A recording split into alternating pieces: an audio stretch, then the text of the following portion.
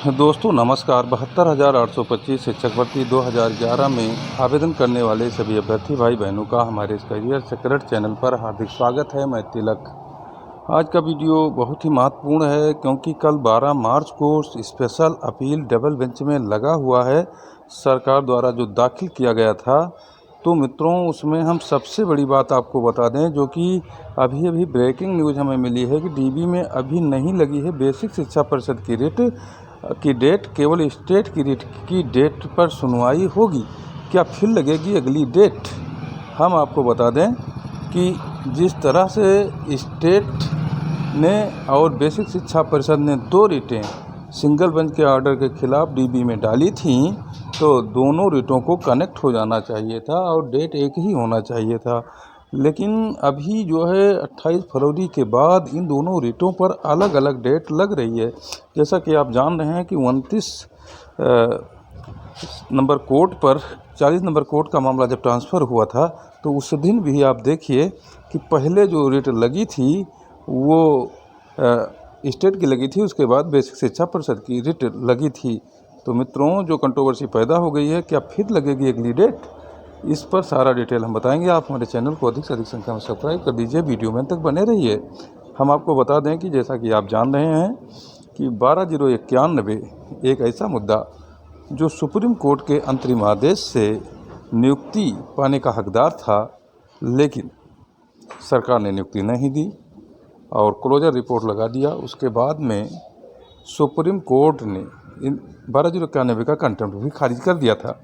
लेकिन बाद में लोगों ने मेहनत की और फिर सुप्रीम कोर्ट का दरवाज़ा अनुच्छेद 32 के तहत खटखटाया।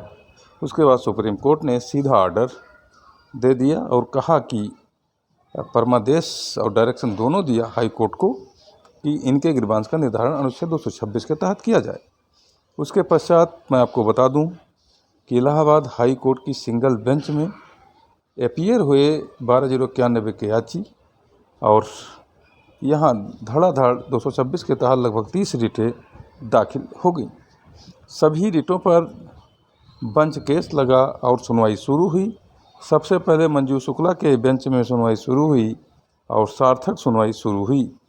कुछ दिन बाद जज मंजू शुक्ला के स्थान पर शमशेरी जी आ गए। उनको लेकर तरह तरह की अफवाहें मुख्य याचिकाकर्ता द्वारा फैलाई गईं, लेकिन क्योंकि न्याय जो मिलता है वो साक्ष्यों के आधार पर मिलता है और साक्ष्यों का निरीक्षण करते हुए, परीक्षण करते हुए जज शमशेरी ने 12/091 के ग्रीवांस को निर्धारित किया, काउंसलिंग और नियुक्ति का आदेश दिया और फरवरी महीने में सारी प्रक्रिया निपटाने के समयबद्ध तारीख दर तारीख आदेश जज शमशेरी द्वारा दिया गया। सरकार से भी लोग अनुनय विनय करने लगे और यहाँ तक कि मुख्यमंत्री तक से लोग मिले और बेसिक शिक्षा परिषद के सचिव प्रताप सिंह बघेल से भी मिले, लेकिन प्रताप सिंह बघेल टस से मस नहीं हुए। उन्होंने कहा हम डीबी में जाएंगे, यानी डिवीज़न बेंच में हम जाएंगे और डिवीज़न बेंच में जाने के बाद स्पेशल अपील दाखिल करेंगे। किसी को पता नहीं था मित्रों कि सरकार 2 रिट दाखिल करेगी। पहले तो उसने स्टेट की रिट दाखिल की, यानी सरकार की ओर से। चूँकि सरकार के रिट पर सिंगल बेंच में रिजवाइंडर नहीं लगा था, तो उस रिट को ये अपना सशक्त साधन मानते हुए और सुप्रीम कोर्ट हाई कोर्ट के डबल बेंच गए। उसके बाद में कुछ दिन बाद, 3-4 दिन के बाद, इनकी एक और रिट बेसिक शिक्षा परिषद की ओर से दाखिल की गई। तो मित्रों, धीरे धीरे जब रिटें दाखिल हुईं और जब तारीखें लगीं, तो ये सारी रिटें एक साथ बंच हो गई। लेकिन अभी हाल में जब 4 मार्च को केस लगा, उस समय से ये दोनों रिटें फिर अलग हो गई हैं। और हम आपको बता दें कि 4 मार्च को जब डेट लगी थी, तो 40 नंबर कोर्ट का मामला 29 नंबर कोर्ट पर चला गया था। वहाँ जज रमेश डोनाल्ड और बिरला की पीठ थी। उन्होंने सुनवाई की और सुनवाई के दौरान उन्होंने कहा कि अब ये 40 नंबर कोर्ट ही अश्विनी कुमार मिश्रा की ही बेंच सुनेगी, क्योंकि ये पार्ट हर्ट मामला है, हम इसे नहीं सुनेंगे। मित्रों, उसी दिन से दोनों रिटों को फिर एक बार साथ आने का मौका मिल गया था। उस दिन अलग अलग रिटें लगी थी। पहले तो स्टेट की लगी थी, बाद में बेसिक शिक्षा परिषद सचिव की लगी थी। और वही स्थिति अब दिखाई दे रहा है कि 40 नंबर कोर्ट में भी 12 मार्च को जो डेट लगी है वो स्टेट की लगी है।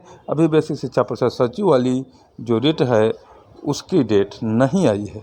अब मित्रों प्रश्न यह उठता है कि अगर स्टेट की रिट पर सुनवाई होती है तो फिर बेसिक शिक्षा परिषद की जो रिट है वो आगे जाएगी, फिर उस पर भी सुनवाई होगी। तो क्या होगा, अब हम इस चीज़ को आपको बताने वाले हैं।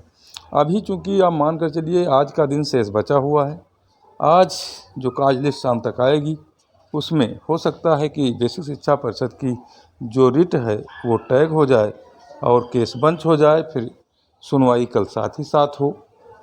और अगर मान लीजिए स्टेट की सुनवाई होती है कल, तो बेसिक शिक्षा परिषद की जो डेट आएगी हो सकता है जज अगली डेट दे दे कि उस तारीख पर हम सुनवाई साथ ही करेंगे, ऐसा भी हो सकता है। और दूसरी बात ऐसा भी हो सकता है कि अगर ये स्टेट की सुनवाई करते हुए आर्डर फाइनल कर दिया जाए तो जिस दिन बेसिक शिक्षा परिषद की रिट लगेगी सेम आर्डर उसमें दर्शा दिया जाएगा। तो ये मित्रों मैंने इसका सलूशन आपको बता दिया। फिलहाल अभी समय है, अभी टाइम है, अभी जब समय आएगा तो हो सकता है रिटें शो करने लगी और बंच हो जाएं। साथ ही साथ 90-105 की भी रिटें बंच हैं। तो अभी किसके साथ बंच हैं, बेसिक शिक्षा परिषद सचिव के साथ बंच हैं, उसकी रिट में बंच हैं कि स्टेट के साथ बंच हैं, ये भी देखने वाली बात मित्रों हो सकती है।